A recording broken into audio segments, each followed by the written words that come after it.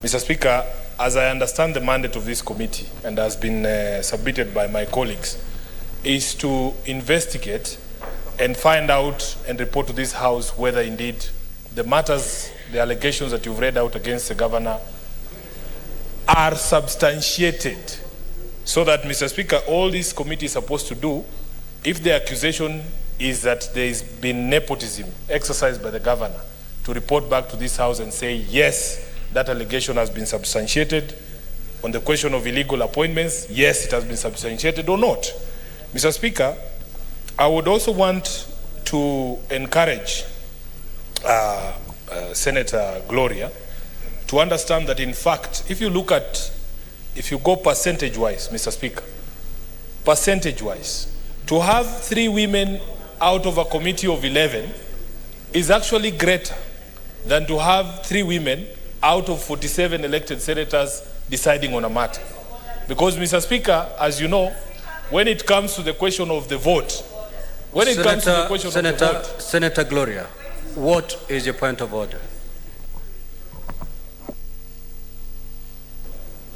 Mr. Speaker, my point of order is that there are senators who are misleading the House on facts and on matters numbers.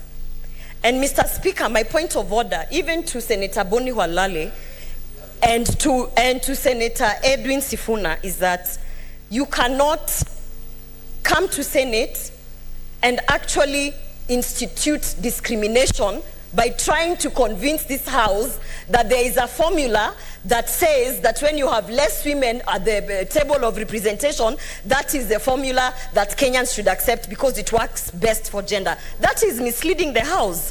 And this is not a matter about bullfighting or how many women or 3 against. This is a matter of representation.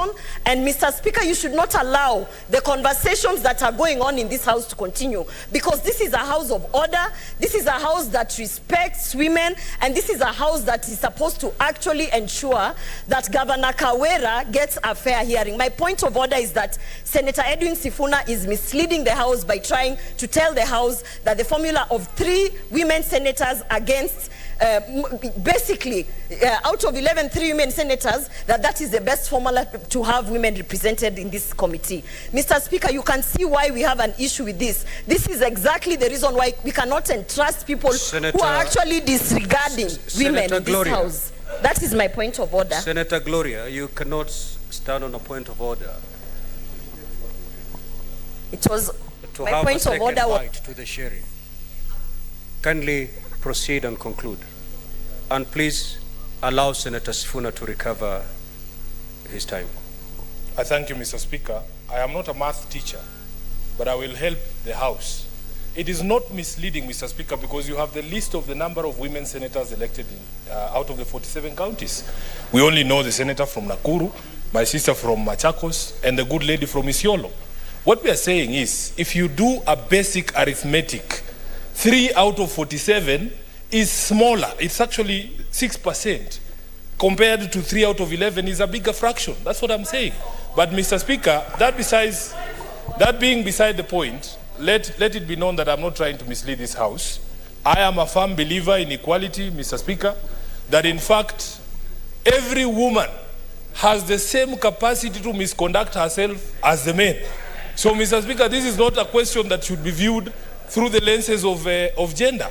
What we want to do, whether we establish the committee or whether we proceed by the whole House, Mr. Speaker, is to find out indeed, is it true, the allegations that have been laid against the governor. In this particular question, we are supposed to be blind. Justice is blind. We do not see color, we do not see gender, we do not see ethnicity, Mr. Speaker. We are just looking at the allegations that have been leveled vis-a-vis, the law.